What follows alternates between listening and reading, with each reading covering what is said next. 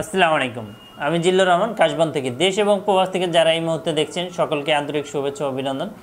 আশা করি সবাই ভালো আছেন এবং সুস্থ আছেন। আজকে আমি যে বিষয়টা নিয়ে আপনাদের মাঝে হাজির হয়েছি, আপনারা ইতিমধ্যে থাম্বনেল দেখে বুঝে গিয়েছেন মূলত আমি কোন রিলেটেড আজকের ভিডিও বানাচ্ছি বা কী ধরনের ভিডিও বানাচ্ছি। তো যাই হোক, কথা না বাড়িয়ে চলে যাই মূল আলোচনায়। আজকে আমি ভিডিও বানাবো। আমার হাতে দেখতে পাচ্ছেন আপনারা বিভিন্ন দেশের কিছু কারেন্সি রয়েছে। অনেকে আমাকে কল দেন, অনেকে আমাকে মেসেজ দেন যে ভাই আমি মানি এক্সচেঞ্জ কোথা থেকে করব, কোন দেশের কীরকম দাম, কী আসবে বিষয়, সেটা নিয়ে কোথায় পাওয়া যায়। তো সেটা নিয়ে মূলত বেসিক্যালি আমি হাজির হয়েছি যে আপনাদের খুঁটিনাটি প্রশ্নটা এটা আমি সমাধান করে দিই। অনেকে জানেন না, বোঝেন না, তখন দেখা যাচ্ছে এক কথা 3-4 বার বলেন, অথবা অনেকে বিপদে পড়ে যান যে ভাই আমি তো বিদেশ, আমার আজকেই ফ্লাইট, আমি কীভাবে কিনবো, কী আসবে বিষয়। এটা আপনাকে বিদেশ যেতে হলে অবশ্যই আপনাকে ডলার ইনভেস্ট করতে হবে পাসপোর্টের পিছনে, সেটা আমি বলে দিয়েছি আপনাদেরকে। তাছাড়াও আপনারা যেই টপিক্সের সম্বন্ধে জানতে চান অবশ্যই আমাদের এই চ্যানেলে ওই রিলেটেড ভিডিও আছে, অবশ্যই দেখে আসবেন, কোনো ধরনের কোনো সমস্যা নেই। তো যাই হোক না কেন, তো এই যে বিদেশ যেতে হলে আপনাকে অবশ্যই ডলার নিয়ে যেতে হবে, অথবা আপনি যে দেশে যাবেন সেই দেশের মুদ্রা নিয়ে যেতে হবে, অথবা ইন্টারন্যাশনালি সবচেয়ে আলোচনায় আছে এই ধরনের আপনাকে কিছু মানি নিয়ে যেতে হবে বিটিটি টাকা ছাড়া, কারণ বাংলা টাকা তো ওই দেশে আপনি ব্যবহার করতে পারবেন না। তো যাই হোক না কেন, চলুন শুরুতে জেনে নেই যে মানি এক্সচেঞ্জ কোথা থেকে করা যায় বা কিভাবে আমি করব, এবং জাল টাকা আপনি কিভাবে চিনবেন, খুঁটিনাটি এই রিলেটেড। তো যাই হোক, পুরো ভিডিওটা না টেনে সম্পূর্ণ ভিডিওটা দেখলে আপনি আশা করি বুঝে যাবেন।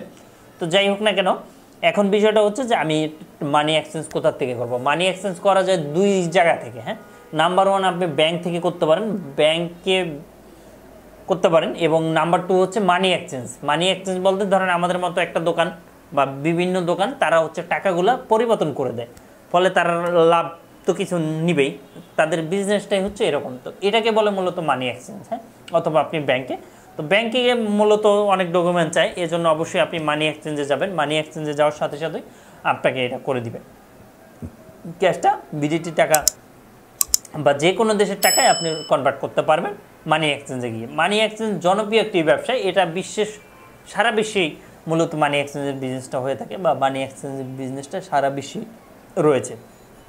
তো যাই হোক না কেন, কথা না বাড়িয়ে, এখন এই যে দুবাইয়ের টাকা রয়েছে আমাদের কাছে, মালয়েশিয়ার টাকা রয়েছে, ইন্ডিয়ান টাকা রয়েছে, হ্যাঁ, এরপর হচ্ছে আপনার এই মালদ্বীপের টাকা রয়েছে, হ্যাঁ, এরপর হচ্ছে এরপর হচ্ছে এই যে কুয়েত।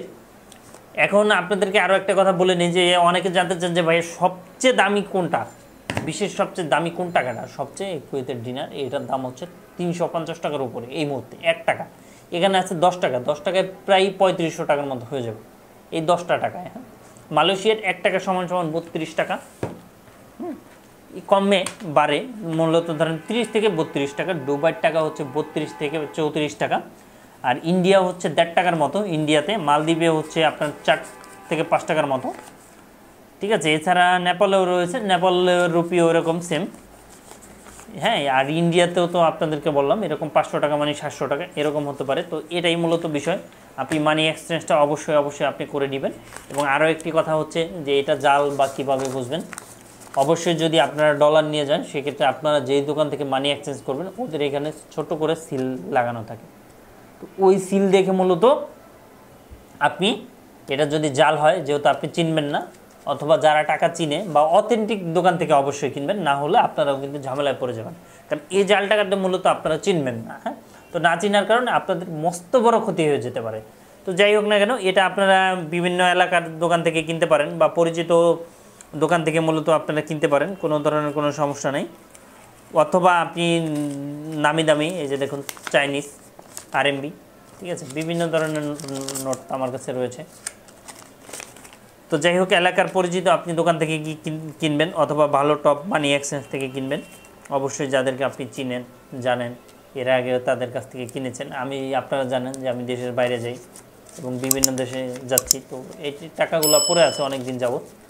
তো তখন ভাবলাম যে না, অনেকে যেহেতু জানতে চায় তো একটা ভিডিও মূলত বানাই। এবং অনেকে দেখেন যে 100 টাকার নোট, এটা কিন্তু 100 টাকার নোট না, 100 পয়সাও কিন্তু। হ্যাঁ, এই ব্যাপারটা কিন্তু ভুল করে অনেকে বলে যে বাপরে বাবা আমার, তাদের কাছে বোর্ড টাকা আছে, অনেকে কিনে ফেলে। হ্যাঁ, তো বিষয়টা কিন্তু এরকম না।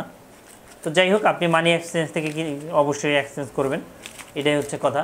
এবং আপনারা কোনো ধরনের কোনো ধরা যাতে না খান এবং প্রতারণার কোনো ফাঁদে না পড়েন, কারণ এই রিলেটেড যারা বিজনেস করে তারা অধিকাংশই লোক হচ্ছে বাটপার সিটার, হ্যাঁ, এবং ভালো লোকও আছে, আমি বলতেছি না। সুতরাং অবশ্যই খেয়াল রাখবেন, কারণ যেহেতু টাকার একটা বিষয়, কারণ টাকাটা আপনারা জানেন যে একটা সেন্সিটিভ ইস্যু। টাকা সাধারণত কেউ কাউকে একটি টাকাও দেয় না, এটা আপনারা কিন্তু জেনে থাকবেন। তো যাই হোক না কেন, কিছু নোটে ছিঁড়ে হয়ে গেছে, বাংলাদেশের 10 টাকার নোট, অনেক আগের তো ছিল আমার কাছে মূলত। এই যে দেখুন, এটা হচ্ছে চায়নার টাকা, এটা হচ্ছে মালয়েশিয়ার, হ্যাঁ, রিঙ্গিত। তো যাই হোক, আজ এই পর্যন্তই, আবারও দেখা হবে, আবারও কথা হবে। আসসালামু আলাইকুম।